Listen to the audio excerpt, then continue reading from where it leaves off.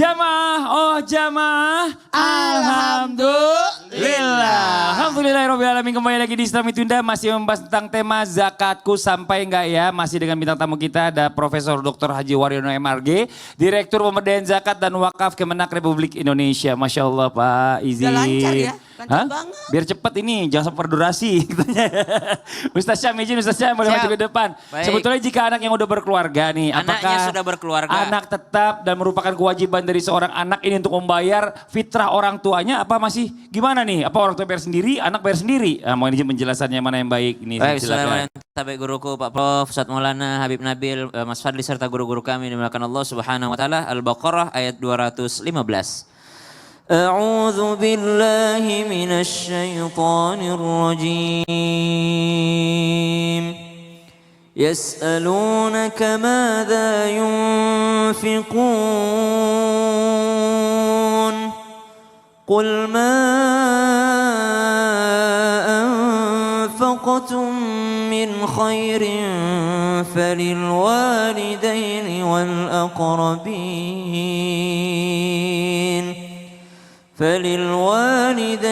والأقربين واليتامى والمساكين وابن السبيل وما تفعلوا من خير فإن الله به عليم. Allahumma arhamna bil Quran. Semoga Allah mampukan kita semua untuk berzakat. Kalau perlu minta doanya, ya Allah tambahkan buatku berzakat tahun depan. Tambahkan lagi harta zakatku. Supaya apa? Supaya berlipat ganda daripada harta ataupun rezeki yang diberikan Allah Subhanahu wa taala. Termasuk para anak yang berusaha berbakti untuk kedua orang tuanya. Maka bolehkah sang anak membayarkan zakat fitrah orang tuanya? Jawabannya sangat boleh. Bolehkah seorang orang tua membayarkan zakat fitrah anaknya? Ya, walaupun anaknya sudah mampu, walaupun anaknya sudah kaya raya, walaupun anaknya sudah berkeluarga, maka jawabannya juga boleh. Tapi syaratnya disampaikan. Syaratnya mesti disampaikan. Sang anak sampaikan kepada ayah ibunya dengan mengatakan, ayah tahun ini aku yang bayarin zakat fitrah ayah. Ibu tahun ini aku yang bayarin zakat fitrahnya ibu. Boleh ya. Seperti orang tua juga menyampaikan kepada anak-anaknya yang sudah mampu tadi. Saya yang membayarkan zakat fitrahmu nak. Saya membayarkan zakat fitrahmu walaupun kau sudah kaya raya. Orang tua kami dari dulu tidak pernah mau digantikan untuk membayarkan zakat fitrah. Orang tua kami senantiasa menyampaikan, nak saya yang bayarin zakat fitrah kalian. Saya yang bayarin zakat fitrah kalian. Maka dikatakan, apakah seorang orang tua masih boleh membayarkan zakat fitrahnya sang anak? Jawabannya boleh. Apakah sang anak boleh membayarkan zakat fitrahnya orang tua? Maka jawabannya boleh-boleh saja selama mereka dalam keadaan mampu. Ukuran mampu itu apa? Ukuran mampu itu adalah dilihat pada malam 1 Syawalnya. Malam 1 Syawal ataupun malam lebarannya. Kalau malam lebarannya dia mempunyai makanan, dia mempunyai sesuatu untuk dikonsumsi, dia mempunyai tempat tinggal, dia mempunyai sesuatu untuk nafkah kepada keluarganya, maka hitungannya adalah hitungan dia adalah orang mampu yang wajib untuk mengeluarkan zakat fitrahnya. Tapi ketika dia tidak mampu, maka cari keluarga yang bisa membayarkan zakat fitrahnya. Kalau tidak ada juga keluarga yang bisa semua, pokoknya sekeluarga besar, 7 turunan tidak mampu semua, maka dia yang dizakati. Tidak usah mikir untuk bayar zakat. Dia yang menjadi asnaf ataupun target zakatnya. Baik orang tua, sanak saudara, siapapun dia, maka bisa dibayarkan ataupun membayarkan zakat fitrah dengan syarat disampaikan. Itulah bedanya sedekah dengan zakat tadi. Kalau zakat mesti disampaikan, atau bahasa kita ada ijab qabulnya, ada bahasanya bahwa saya yang membayarkan zakatnya ayah, saya yang membayarkan zakatnya ibu, saya yang membayarkan zakatnya anak-anak ataupun saudara ataupun suami istri. Supaya apa? Supaya lepas daripada kewajibannya. Wallahu ta'ala a'lam. Masya Allah, jazakallah khair. Makasih banyak Ustaz Syam. Kita lanjut lagi buat jamaah Islam itu yang ada di rumah. Kita panggil guru kita Habib Nabil. Bib, izin Bib. Masya Allah, ini boleh gak sih kalau kita niat bayar zakat ini cuma dalam hati aja. Katanya kalau bayar zakat itu kan harus tangan ke tangan, apa nggak perlu tangan ke tangan, atau katanya ijab kabul ya maksudnya. Atau mungkin ada yang bilang tangannya dicelupin ke dalam beras, ada lagi kayak gitu tuh. Nah ini mohon izin nih penjelasannya, silakan Bib.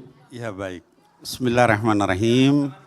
Hadirinul hadirat dan juga anak-anakku sekalian tadi yang Mas Fadli sampaikan. Saya husnuzon aja bahwa orang yang tadi megang barang apa namanya zakatnya atau dia mencelupkan tangan ke beras itu litakid. Jadi mungkin husnuzonnya litakid supaya menguatkan niat. Tapi intinya adalah niat itu di dalam hati. Jadi di dalam hadits dikatakan kita wajib kalau berzakat kita wajib niat. Innama al-a'mal bin niat. Dalam hadits yang diriwayatkan oleh Imam Bukhari dan Muslim, dalam sahih keduanya dikatakan sesungguhnya. Jadi innama adatul hasar ya di dalam bahasa Arab ya. Adatul hasar itu artinya batasan. Hanyalah itu yang disebut amal-amal itu dihitung apanya? Dihitung dari niatnya nomor satu. Kemudian nanti baru kaifiatnya, tata caranya gitu ya. Niatnya baik, mau bantu orang, tapi caranya ngerampok dari orang lain. Nah itu nggak boleh, kaifiatnya ditolak. Jadi kembali kepada yang tadi, niat itu di dalam hati untuk berzakat. Lalu yang kedua, mungkin juga kaitan dengan yang tadi itu, boleh nggak niatnya duluan, zakatnya belakangan, atau harus barengan? Al-Imam An-Nawawi, seorang ulama besar mazhab Syafi'i menyebutkan ya bahwa ada dua pendapat. Pendapat pertama menyatakan niat zakat itu harus barengan dengan zakatnya. Karena dikiaskan kepada sholat. Gitu ya. Sholat itu kan kita ketika kita berniat kita langsung bertakbir. Nggak bisa kita misalnya berniat saya mau niat sholat zuhur terus pergi dulu kemana-mana lalu kemudian balik lagi baru Allahu Akbar. Itu nggak dihitung sebagai niat sholat. Tapi kata Al-Imam An-Nawawi, pendapat yang kedua menyatakan bahwa niat zakat itu boleh duluan. Saya udah niat zakat, tapi zakatnya belum dikasihin. Gitu ya. Itu boleh. Gitu ya. Nah kemudian Al-Imam An-Nawawi Asy-Syafi'i rahimahullah ta'ala anhu memtarjih dari dua pendapat itu mana yang lebih kuat. Kata Imam Nawawi, pendapat yang terkuat, yang rojih adalah yang menyatakan kalau untuk zakat niatnya boleh duluan, zakatnya belakangan. Gitu ya. Kenapa? Karena yang namanya zakat itu adalah untuk orang-orang fakir, orang-orang yang nggak punya. Oleh sebab itu maka dia betul-betul daruroh gitu. Sehingga kalaupun misalnya dia niat tapi belum sempat nyampein barangnya boleh. Gitu ya. Nah jadi kembali kepada tadi pertanyaan tadi. Ada satu hal mungkin yang perlu saya sampaikan. Ada seorang ulama besar mazhab Syafi'i juga yang namanya Al-Hafidz Al-Iraqi ya rahimahullah ta'ala anhu. Yang mentahqiq ya kitab hadis-hadis di dalam kitab Ihya Ulumuddin Imam Ghazali. Kata Al-Hafidz Al-Iraqi di dalam syarahnya terhadap kitab Taqrib, beliau menyampaikan dalil bahwa boleh yang namanya zakat itu tidak diucapkan niatnya adalah hadis yang diriwayatkan oleh Imam Muslim tentang ketika Nabi Muhammad SAW melihat pertama Salman Al-Farisi, salah seorang sahabat membawakan kurma itu kurma zakat. Rasul tidak menerima dengan ijab kabul, ya, tapi beliau melihat ada seorang anak yaitu cucu beliau Hasan bin Ali bin Abi Thalib radhiyallahu an, ya, yang ngambil kurma itu makan. Lalu kata Rasul SAW, kuh, maksudnya tuh kalau bahasa kita lepehin, ya, bukankah kalian tahu bahwa kita tidakkah kamu tahu bahwa kita dilarang menerima zakat? Keluarga Nabi Muhammad sallallahu alaihi wasallam dilarang menerima zakat dari hadis riwayat Muslim ini. Nah, ini menunjukkan kata Al-Hafidz Al-Iraqi bahwa zakat di situ Rasul nerima dari Salman enggak dibacakan qabulnya. Oh, Masya Allah. Jadi bisa langsung diterima. Masya Allah, terima kasih banyak Habib penjelasannya. Jazakallah khairan katsiran. Nah, sekarang kita lanjut lagi ya. Kita akan membacakan pertanyaan masuk dari Jamaah Islam Indah. Kalau gitu kita kembali dulu ke segmen Tanya Dong Ustadz. Kami semua tanya dong Ustadz. Oke, kita masuk ke pertanyaan dari @Nadira Rahila ya. Assalamualaikum, tanya dong Ustadz. Waalaikumsalam warahmatullahi wabarakatuh. Mau bertanya ke Ustadz Maulana. Siap. Ada seorang suami yang merasa keberatan harus membayar zakat fitrah anak dan istrinya. Ya Allah. Walaupun istrinya juga bekerja. Oh. Sebetulnya itu kewajiban suami yang bayar atau gimana sih? Ini suaminya bakhil banget nih kayaknya. Silakan. Ya, mungkin sakit hati kali. Sakit. Ya, kita tidak tahu permasalahan orang. Izin Nabi Ustaz. Izin Masya Allah Tabarakallah. Oh ya habis durasi. Kepada semuanya. Yang bertanggung jawab mengeluarkan zakat, siapa menjadi penanggung jawab? Siapa itu? Suami dalam hal ini ayah. Karena dia berkewajiban atas ku ampusakum wa ahlikun nar. Diri dan keluarga. Jadi tanggung jawab. Kehidupan rumah tangga saja dia harus tanggung jawab. Apalagi persoalan tentang akhirat. Ini harus dijaga. Maka Ustadz, gimana kalau istri saya lebih banyak gajinya? Saya keberatan deh. Dia kan lebih banyak. Tetap suami. Kalaupun istri dibayarin, itu namanya istri membantu. Tidak ada kewajiban istri untuk menanggung suami. Tapi kalau dia mau membantu, boleh-boleh saja. Tapi sebagai pahala sedekah. Bukan pahala zakat di situ karena tidak ada kewajiban. Maka tetaplah suami bertanggung jawab. Nah, bagaimana kalau suami tidak ada kerjanya? Tidak ada pendapatannya. Justru dia fakir. Maka seorang istri boleh membantu suami dalam hal ini untuk melindungi, artinya begini, untuk melindungi suami dari kewajiban yang tidak bisa ditunaikan, lalu dibantu oleh sang istri untuk apa? Supaya gugur tanggung jawabnya. Itu boleh-boleh saja. Sebagaimana tadi kita harus meyakinkan, harus kehati-hatian tentang zakat. Kehati-hatian tadi yang disebutkan oleh Habib Nabil, ukurannya, kemudian haulnya, nisabnya, kemudian siapa yang kita kasih. Jangan sampai salah sasaran. Nah, karena yang ada namanya wakaf. Ya. Ada namanya wakaf produktif. Wah, yang produktif. Produktif kan selama ini orang berkata, wakaf itu cuma musola, masjid, makam, sama madrasah. Ternyata banyak. Banyak, makasih banyak Ustadz Maulana dan 0 tuh. Ya, tepuk tangan buat Ustadz Maulana tuh Ustadz Syah, Masya Allah. Kita lanjutkan pertanyaan berikutnya dari Instagram @putra.aden76. Assalamualaikum, tanya dong Ustadz. Waalaikumsalam warahmatullahi wabarakatuh. Mau bertanya, misalnya nih ya, kita sebagai orang tua ingin membayarkan zakat anak yang sudah bekerja.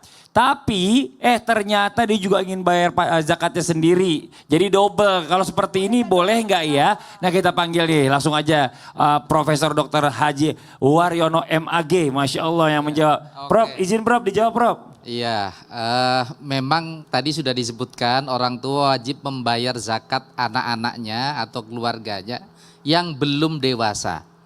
Nah, kalau anaknya sudah dewasa dan apalagi sudah bekerja, tentu orang tua sudah tidak punya kewajiban lagi.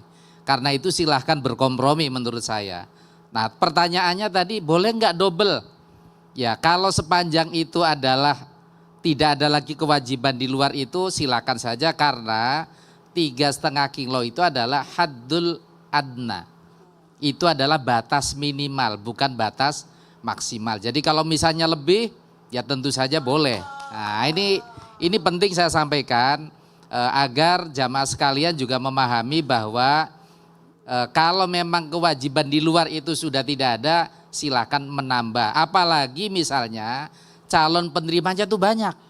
Nah karena itu boleh tuh melebihi 3,5 kilo atau misalnya kalau diuangkan lebih dari 50.000 boleh saja gitu.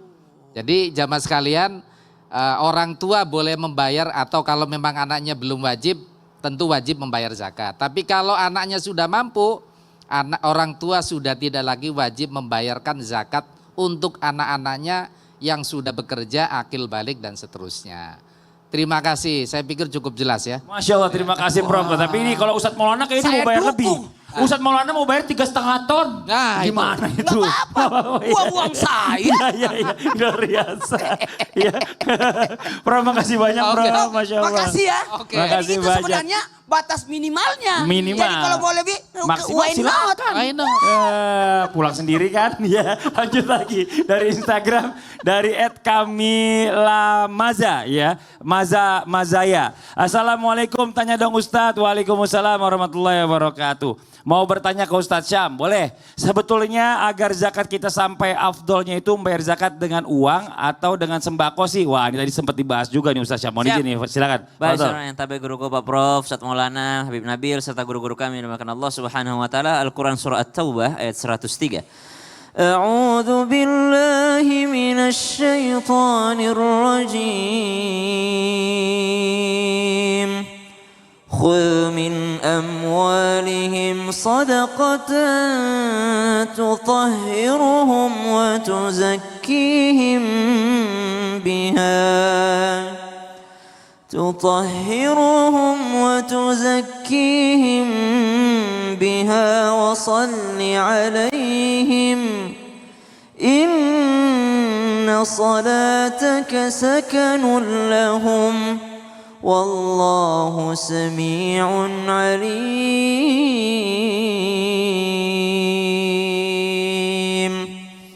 Maka Allah Subhanahu wa taala mewajibkan kita untuk mengeluarkan harta tersebut. Dan ternyata ada yang wajib kita keluarkan yang kita kenal dengan istilah zakat. Ketika seseorang berzakat maka dia diterima oleh Allah Subhanahu wa taala, maka itu melepaskan kewajibannya dan itu juga menyucikan hartanya. Maka tidak ada kerugian sama sekali bagi orang-orang yang mengeluarkan zakat. Bahkan sungguh merugi orang-orang yang tidak mengeluarkan zakat. Disebabkan karena apa? Disebabkan karena kata ulama, zakat itu merupakan sebuah yang mesti dikeluarkan dari 100% harta. 2,5% itu adalah sesuatu yang mesti dikeluarkan. Kalau diibaratkan sebuah tubuh, maka tubuh tersebut memiliki sebuah penyakit. Maka 2,5% itu dikeluarkan agar menyucikan daripada 100% tubuhnya. Harta kita ada 100%. 2,5% jikalau tidak dikeluarkan maka akan merusak harta yang 100%. Kemudian orang yang tidak mengeluarkan zakatnya maka dia berdosa di mata Allah Subhanahu wa taala. Yang kedua, orang yang tidak mengeluarkan zakat lalu memandang remeh zakat, ini lebih tinggi lagi levelnya nih. Bukan hanya berdosa tapi bisa keluar dari Islam. Kenapa? Karena dia meremehkan apa yang diwajibkan oleh Allah Subhanahu wa taala. Dia menganggap enggak penting itu zakat. Dia keluarkan uangnya tapi dia mengatakan ini mah bukan zakat, ini bantuan aja. Dia meremehkan zakat, maka orang-orang yang meremehkan zakat bisa keluar daripada keimanan atau keluar daripada keislaman. Kemudian pertanyaan selanjutnya, bolehkah keluarkan zakat itu dirubah bentuknya?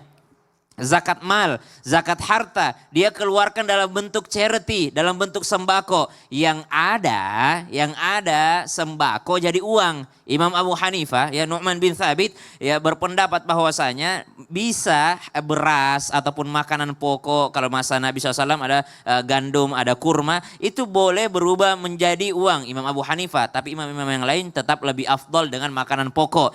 Itu dari makanan pokok berubah menjadi uang. Yang tidak ada pendapatnya adalah dari uang berubah menjadi sembako. Ini banyak terjadi di zaman sekarang. Orang dia anggap itu adalah sebagai zakat. Kenapa? Dia ternyata dia mengadakan charity supaya naik lagi brandnya misalnya. Dia charity subhanallah padahal itu zakat. Maka itu tidak dibenarkan. Kalau uang mestilah zakatnya juga uang. Kalau harta zakatnya juga harta. Jangan dia zakat harta berubah menjadi minyak goreng. Berubah menjadi tepung terigu. Berubah menjadi beras. Maka ini tidak dibenarkan. Harta ya mesti keluar dengan harta. Emas ya bisa dengan emas juga. Atau alat komoditas apa itu uang. Sembako bisa berubah menjadi uang. Jangan sampai terbalik. Jangan sampai udah dipaket-paketin. Ini ada berasnya, ada minyak gorengnya. Ternyata orang tersebut tidak makan hal yang ini. Maka lebih afdol ataupun memang yang dikeluarkan dari zakat harta, ya harta itu sendiri. Uang yang dikeluarkan, harta yang dikeluarkan, jangan diubah-ubah lagi menjadi sembako. Yang boleh adalah ketika sembako berubah menjadi uang. Misal zakat fitrah. Zakat fitrah mestinya makanan pokok di daerah tersebut. Di daerah Jakarta, Jawa dan sekitarnya, Sulawesi misalnya makanan pokoknya adalah beras.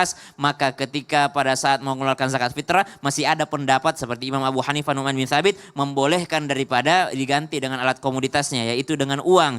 Tapi yang tidak boleh uang itu berubah menjadi sembako. Maka berhati-hatilah kita ketika dalam rangka mengeluarkan zakat tersebut. Jangan kita pelit dengan zakat ini karena zakat itu menyucikan harta kita, menyucikan diri kita dan juga membuat kita dicintai oleh Allah Subhanahu wa taala. Ada pesan daripada guru kami, 2,5% itu untuk menyucikan harta, tambah lagi 2,5%. Apa ditambah 2,5% ini? Tambahkan sedekahnya supaya menjadi benteng daripada 100% harta yang kita miliki. Ada info yang akan disampaikan oleh Mas Fadli dan juga Mas Aiman. Silahkan.